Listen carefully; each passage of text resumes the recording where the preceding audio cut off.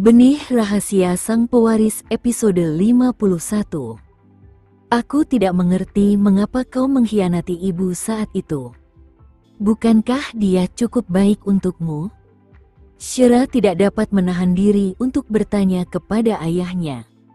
Adam jarang menceritakan masalah ini kepadanya, tetapi saat itu dia tampak menyesal.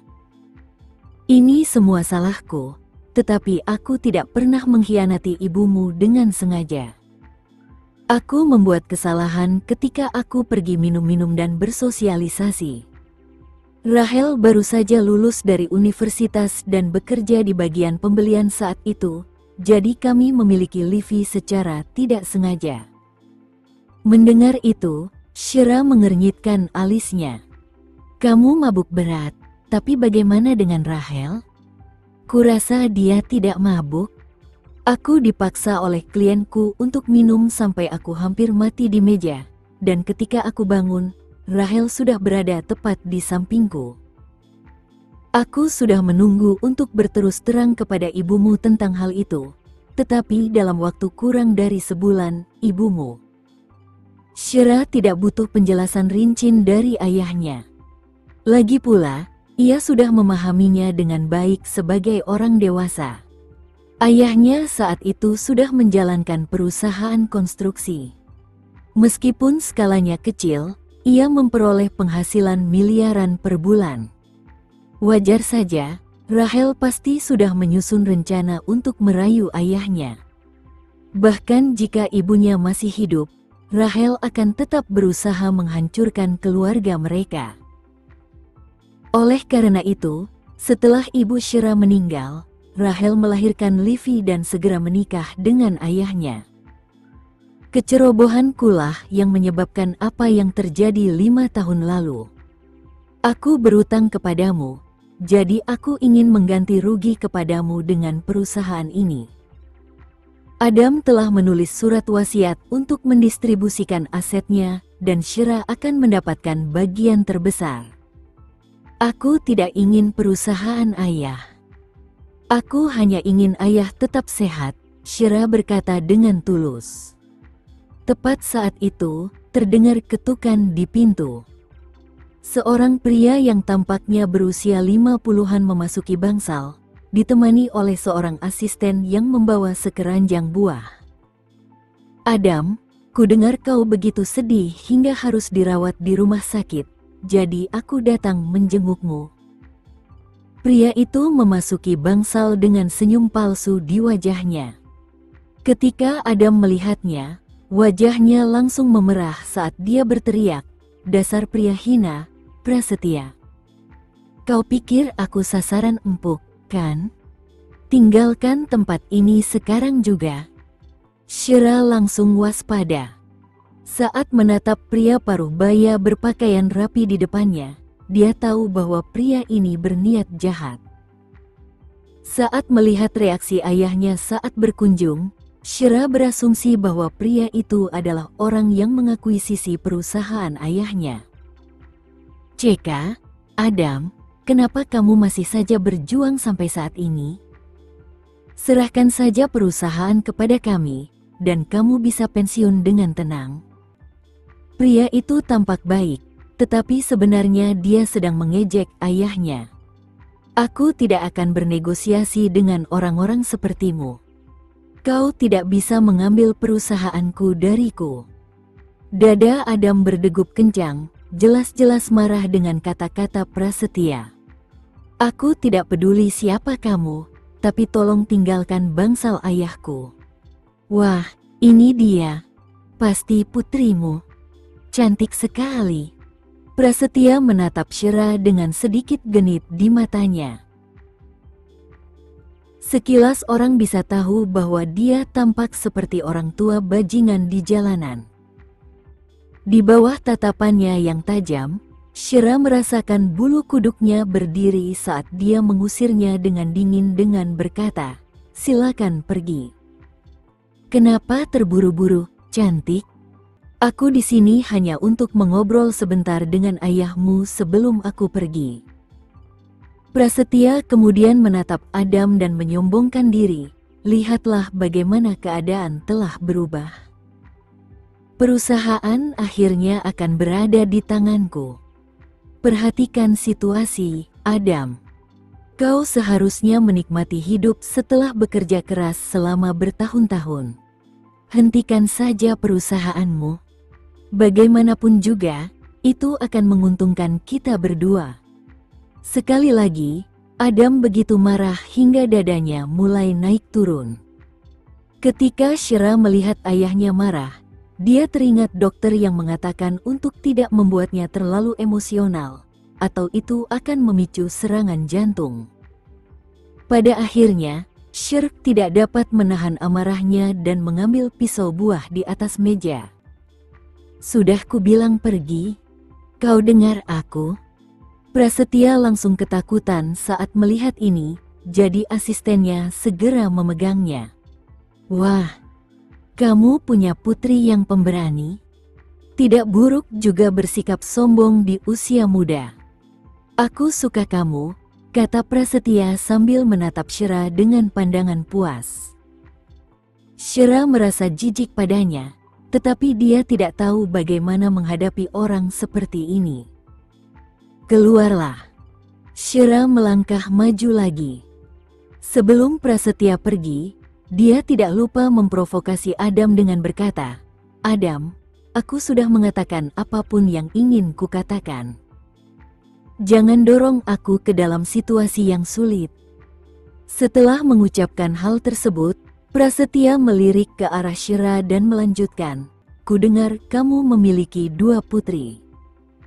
Jika keduanya sama-sama cantik, pasti banyak orang yang akan tertarik padanya. Shira mendekat untuk menutup pintu, namun Adam masih gemetar karena marah dan berteriak, bahkan jika aku mati, aku tidak akan pernah meninggalkan perusahaanku untuk orang sepertimu. Tenanglah, ayah. Ayah perlu menjaga kesehatan jantungmu. Shira segera mendekati ayahnya untuk menenangkannya. Menurutmu, apakah aku bisa menyerahkan perusahaan itu padanya? Aku lebih baik memohon pada Kenzo untuk membantu kita daripada membiarkan bajingan ini mengambil alih perusahaanku. Shira, bisakah kau berjanji padaku bahwa kau akan meminta bantuan Presiden Wiharja? Kita membutuhkannya untuk menyelamatkan kita, apapun yang terjadi kali ini. Adam begitu cemas hingga ia memegang kedua tangan Shira, berharap putrinya akan berjanji. Shira terdiam beberapa detik, tidak mampu menjawab ayahnya. Namun, Adam menatapnya dengan tatapan putus asa dan memohon, aku tahu kamu mengenal Presiden Wiharja secara pribadi. Bisakah kamu berjanji padaku bahwa kamu akan meminta bantuannya? Shira merasa getir. Bagaimana ia bisa menceritakan kesulitannya kepada ayahnya? Dia tahu bahwa Kenzo akan membantunya jika dia meminta. Lagi pula, Kenzo pernah berjanji akan membantu ayahnya. Namun, dirinya sudah menarik garis batas di antara mereka berdua kemarin malam. Jika dirinya meminta bantuannya sekarang, itu bukan karena rasa malu, melainkan karena harga diri dan martabatnya. Jika kamu tidak bisa menjanjikan ini, aku akan menelepon sendiri. Aku tahu kamu mungkin merasa malu untuk bertanya karena kamu masih muda, tetapi bagiku, harga diriku tidak penting lagi.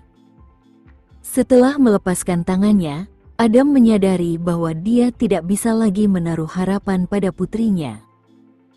Pada akhirnya, dia masih seorang wanita muda. Shira merasa bimbang. Melihat ayahnya seperti ini, ia merasa tertekan dan ingin membantu ayahnya menanggung beban tersebut. Bagaimana mungkin dia tega membiarkan ayahnya yang tua mengemis pada seorang pemuda seperti Kenzo? Bahkan jika mereka meminta bantuan, dialah yang harus melakukannya. Bahkan jika dia kehilangan harga dirinya, itu lebih baik daripada membiarkan ayahnya kehilangan harga dirinya. Namun, Shira merasa tertekan. Di satu sisi, Ia bersikeras menolak kompensasi Kenzo, tetapi di sisi lain, ia terpaksa meminta bantuannya. Oleh karena itu, ia berada dalam dilema. Terutama setelah melihat ekspresi jahat pada pesaing ayahnya, sepertinya ayahnya tidak akan sanggup menelan nafas terakhirnya jika Prasetya mengakui sisi perusahaan itu. Aku berjanji akan meminta bantuan Presiden Wiharja, jadi tenanglah, oke? Syera hanya bisa meyakinkan ayahnya agar ia tenang dan membiarkan hatinya beristirahat. Benarkah? Bagus sekali. Kalau begitu, aku tidak perlu khawatir. Adam menganggukkan kepalanya, merasa jauh lebih tenang. Selama mereka memiliki Kenzo untuk mendukung mereka, perusahaan Adam pasti akan terselamatkan. Setelah beberapa saat, Syera memeriksa ponselnya dan terkejut melihat betapa lama waktu telah berlalu. Ayah, aku harus menjemput Leon sekarang. Sudah malam. Apa? Cepat pergi sekarang. Aku akan meminta Gilang untuk datang, desak Adam. Setelah itu, Syera meninggalkan bangsal dan naik taksi ke kantor Adam untuk mengambil mobilnya. Ia juga menelepon guru-guru di sekolah untuk menjaga Leon sementara ia bergegas ke sana. Saat Syera menyetir ke arah sekolah, ia merasa ada batu berat di hatinya. Bagaimana ia akan bertanya kepada Kenzo tentang hal itu? Bagi dirinya, itu adalah masalah terbesar di bumi saat ini. Malam harinya, Kenzo berdiri di depan jendela setinggi lantai hingga langit-langit di kantor presiden sambil memegang secangkir kopi di tangannya. Sambil menyeruput kopinya dengan anggun, ia menatap ke kejauhan dengan mata yang gelap, tampak seperti binatang buas yang sedang menunggu mangsanya. Mengapa Syera belum meneleponnya untuk meminta bantuan? Proses akuisisi perusahaan ayahnya sudah dimulai. Apakah Adam tidak menceritakan apapun tentang hal itu kepadanya? Kenzo tahu bahwa Syera akan datang dan meminta bantuannya cepat atau lambat. Jadi ketika wanita itu mengajukan permintaan seperti itu kemarin malam, dia setuju tanpa ragu-ragu. Semuanya berada dalam kendalinya saat ini, termasuk setiap gerakan Syera. Jika tidak ada kendala, kemungkinan besar Syera akan mengambil inisiatif untuk meminta bantuannya. Ketika saatnya tiba, dirinya akan membantunya dan kembali ke sisinya. Sementara itu, Syera akhirnya tiba di taman kanak-kanak untuk menjemput putranya. Leon adalah anak terakhir yang meninggalkan sekolah, dan ketika Syera melihat putranya duduk dengan menyedihkan di taman bermain dengan balok-balok bangunan, ia merasa kasihan padanya. Syera memanggilnya dengan lembut, "Leon, ayo pulang." "Mama, tidak bisakah Mama meminta Tuan Wiharja untuk datang menjemputku jika Mama tidak ada waktu?" tanya Leon sambil memegang tangan ibunya. Syera meyakinkannya, "Kita tidak boleh merepotkan orang lain untuk urusan kita sendiri. Mulai sekarang aku akan menjemputmu tepat waktu, oke?" Leon mengangguk. Meski masih muda, dia tahu bagaimana cara merasa kasihan pada ibunya. Sesampainya di rumah, Syera menyiapkan makanan sederhana untuk Leon. Ia melihat Leon makan spaghetti dengan lahap, tetapi dirinya tidak berselera. Pikirannya saat ini dipenuhi dengan permintaan ayahnya untuk meminta bantuan Kenzo. Bagaimana ia akan memulai pembicaraan? Dia tidak mampu. Namun, ia tidak dapat menunda permintaannya lebih lama lagi. Prasetya agresif, dan sekarang ayahnya terkena serangan jantung. Dokter menyarankannya untuk rileks dan tidak stres. Saat Syera sedang linglung, Leon menatapnya dan bertanya, "Apa yang sedang Mama pikirkan?" "Apakah Mama sedang memikirkan Tuan Wiharja?" Syera terkejut dengan pertanyaan tiba-tiba putranya. Karena putranya menatapnya dengan mata besar, dia merasa pipinya memanas saat dia berbohong. Tidak.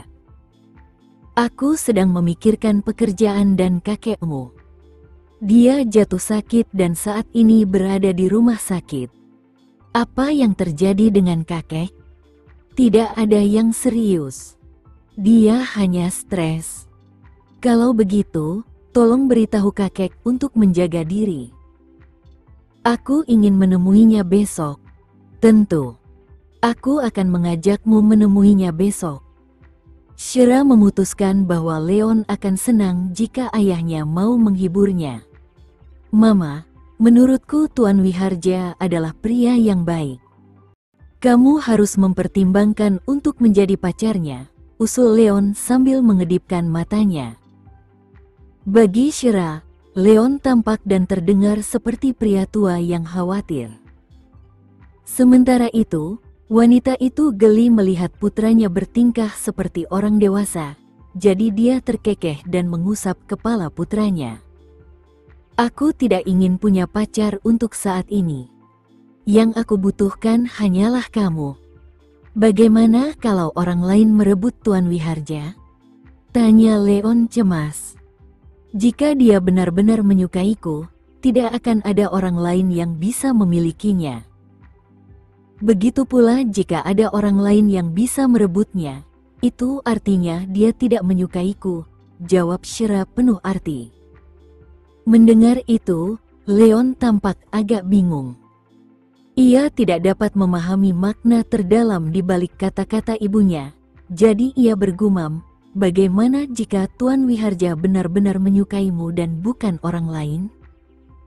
Jika kau tidak menikahinya, bukankah ia harus menunggu sangat lama? Bukankah ia akan merasa kesepian? Shira terdiam. Perkataan seorang anak kadang-kadang bisa sangat menyakitkan, dan itu membuat Shira diam-diam bertanya-tanya apakah Kenzo benar-benar menyukainya. Apakah pria itu benar-benar tertarik padanya, atau dia melakukan ini hanya untuk membalas budinya? Tidak ada cara baginya untuk mengetahuinya, dan rasanya semua yang Kenzo lakukan adalah karena rasa terima kasihnya. Leon, dunia orang dewasa itu rumit. Kamu akan belajar seiring pertumbuhanmu. Cepat habiskan spagetimu. Baiklah, jawab Leon. Leon kemudian bertanya pada dirinya sendiri, Tuan Wiharja menyukaiku, dan aku juga menyukainya. Namun, mengapa Mama tidak bisa mengerti itu? Setelah Leon pergi ke kamarnya untuk bermain, Shira membersihkan meja dan duduk di sofa, merasa bimbang. Ponselnya ada tepat di sebelahnya, tetapi dia tidak berani menelepon Kenzo. Saat itu, teleponnya berdering dan membuatnya terkejut. Ketika Shira melihat ayahnya yang meneleponnya, dia segera menjawab telepon dan berkata, "Hai, Ayah." "Shira, apakah kamu sudah menelepon Tuan Muda Kenzo? Apa yang dia katakan?" Aku belum meneleponnya." Shira tergagap.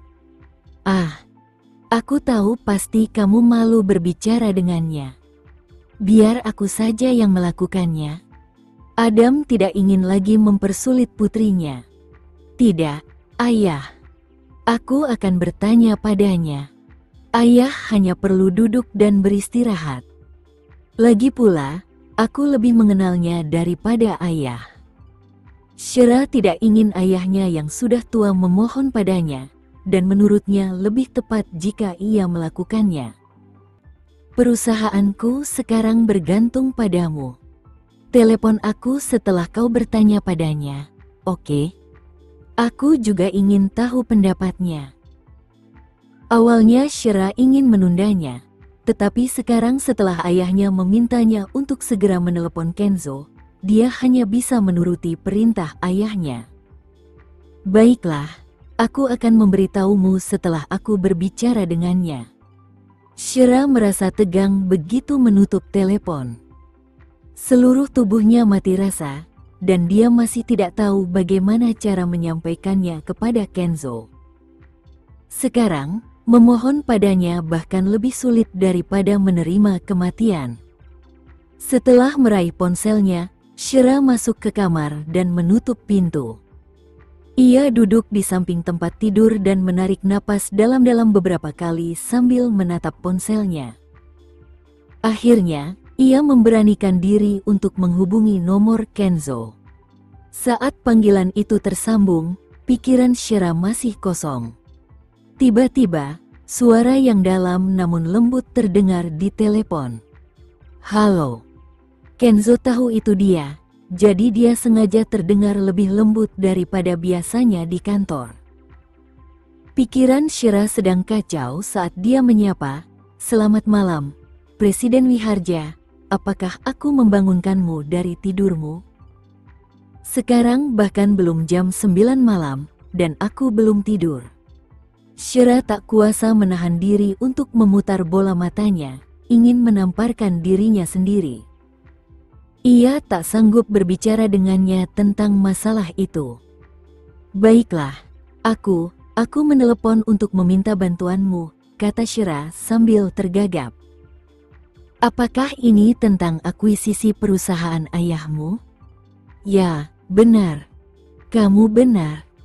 Seseorang tengah mengincar perusahaannya, dan si pengakuisisi datang ke kantor ayahku untuk berdiskusi hari ini.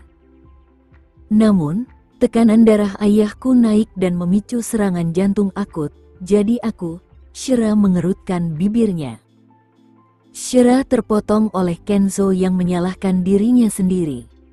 "Ini semua salahku.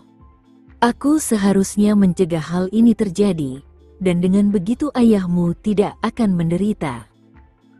"Bagaimana ini bisa jadi salahmu, Tuan Wiharja? Aku hanya ingin bertanya apakah tidak apa-apa jika kamu membantu ayahku kali ini.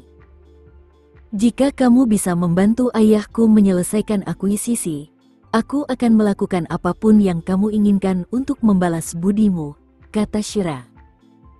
Bagaimanapun juga, seseorang seharusnya rendah hati dan menempatkan dirinya pada posisi terendah ketika meminta bantuan.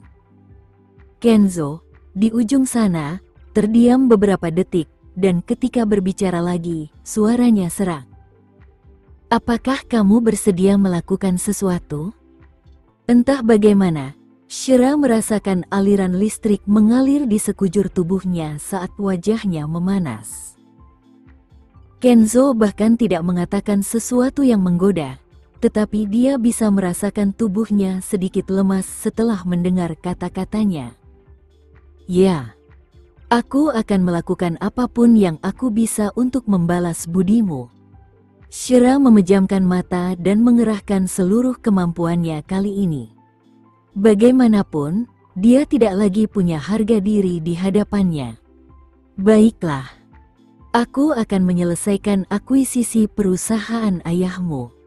Katakan padanya untuk tidak khawatir tentang hal itu." Suara Kenzo terdengar rendah namun kuat, bahkan meyakinkan. Seolah-olah apapun yang diucapkannya akan memberikan ketenangan pikiran bagi siapapun. Menghela napas lega, Shira mengucapkan terima kasih kepadanya, dengan berkata, "Terima kasih, Presiden Wiharja. Panggil aku Kenzo." Perintahnya terdengar tak terbantahkan, membuat Shira tidak punya pilihan selain mematuhi permintaannya. "Terima kasih, Kenzo," Shira mengulang, wajahnya terasa panas. Kenzo terkekeh mendengarnya, lalu bertanya, "Apakah ini berarti kita sudah berbaikan?" Shira terdiam sejenak ketika ia mengingat bagaimana ia mengambil keputusan tegas untuk membuat batasan dengan pria itu terakhir kali. Itu adalah tamparan menyakitkan di wajahnya sekarang. "Baiklah, aku akan berhenti menggodamu. Sampai jumpa." Kenzo tidak ingin membuat Shira lebih lagi, jadi dia menutup telepon. Setelah meletakkan telepon, Shira berbaring di tempat tidurnya dengan lemah dan menarik selimut menutupi wajahnya. Aduh! Namun, ia segera tersadar dan menelepon ayahnya. Setelah menyampaikan pesan Kenzo kepada ayahnya, Adam terdengar terkejut. Itu berita bagus, Shira. Perusahaanku kini punya harapan. Aku merasa yakin sekarang bahwa Tuan Muda Kenzo bersedia membantu kita. Shira memahami perasaan ayahnya. Perusahaan itu seperti anak ketiganya, anak yang tidak akan pernah ia tinggalkan. Setelah menutup telepon, Shira merasa lega karena ayahnya sekarang baik-baik saja, jadi dia tidak perlu khawatir. Di Nugraha Residence, Livy melihat ibunya sedang duduk di sofa sambil berpikir setelah makan malam.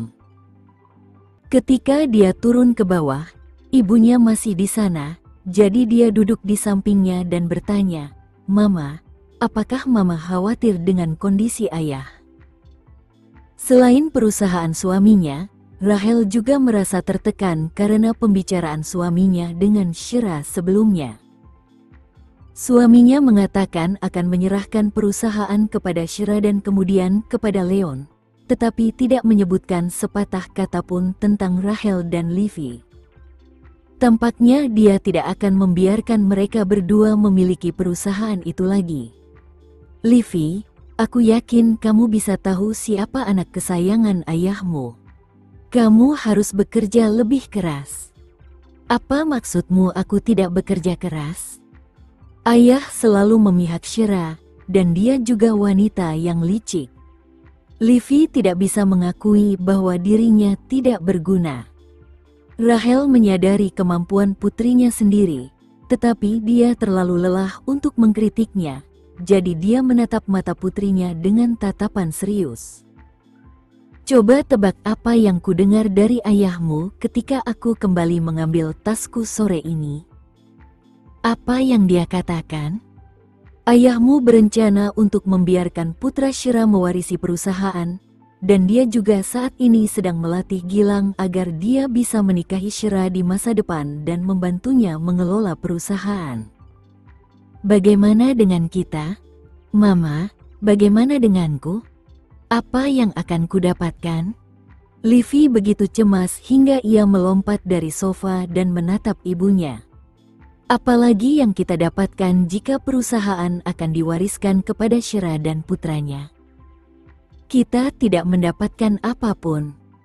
Ayahmu tidak pernah berencana untuk meninggalkan kita dengan apapun."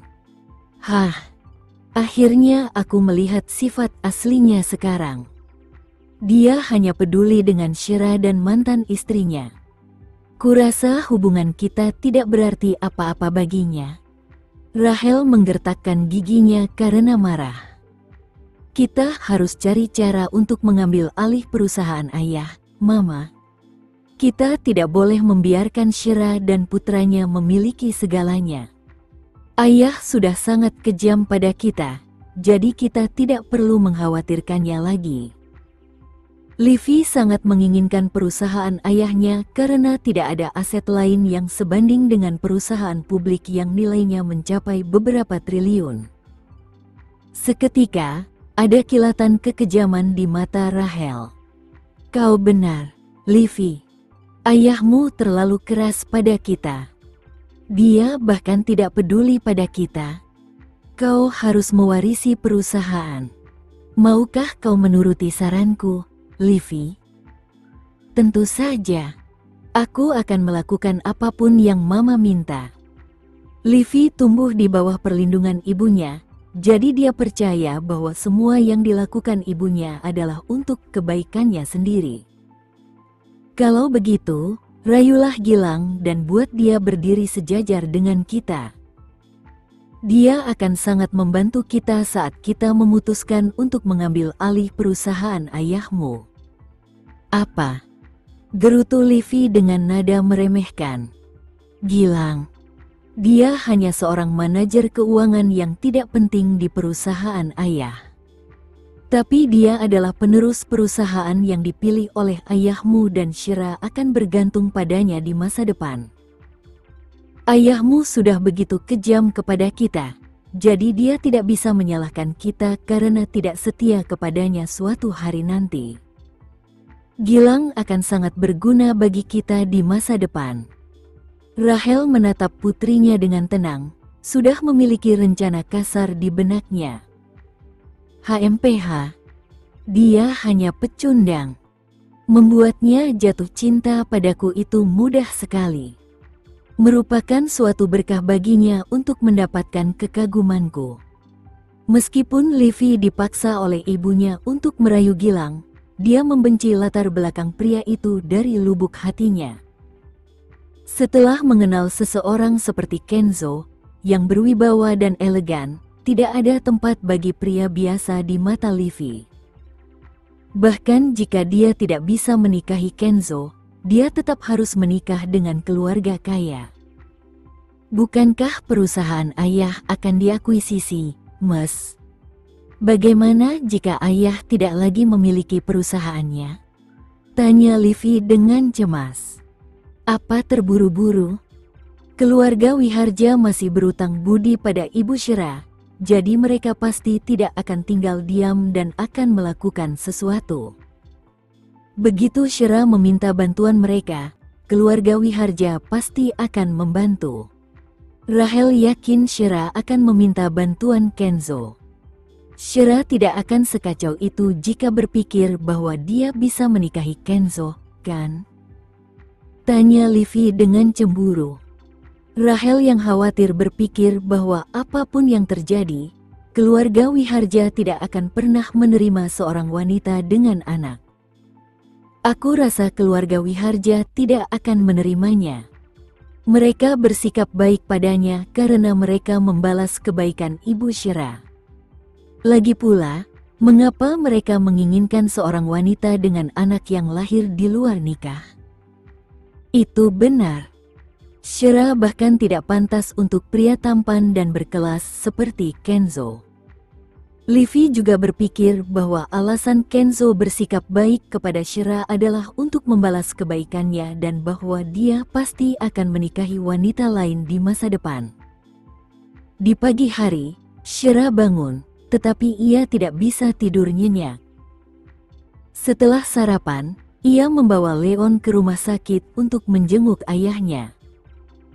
Ketika Adam melihat cucunya, ia sangat gembira dan suasana hatinya menjadi lebih cerah sehingga ia dapat keluar dari rumah sakit pada siang hari. Syera keluar ke koridor, tidak ingin mengganggu momen kakek dan cucu. Tepat saat itu, Gilang berjalan mendekat sambil membawa beberapa buah di tangannya. Syera, aku dengar kamu meminta bantuan Presiden Wiharja. Presiden Adam tampak lebih santai sekarang.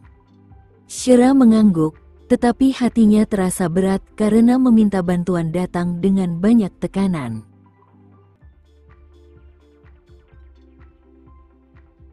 Sekian dulu ya video kali ini. Kita lanjutkan lagi videonya di lain waktu. Oh iya, bagaimana menurut kalian? Semoga bisa sedikit menghibur kalian semua. Untuk teman-teman yang baru nonton, jangan lupa subscribe ya, hehehe. Dan kalau teman-teman ada yang ingin gabung langganan, bisa langsung gabung saja untuk dapat fitur yang menarik dan sedikit membantu Mimin. Terima kasih banyak sudah menonton, sampai jumpa lagi, bye bye bye.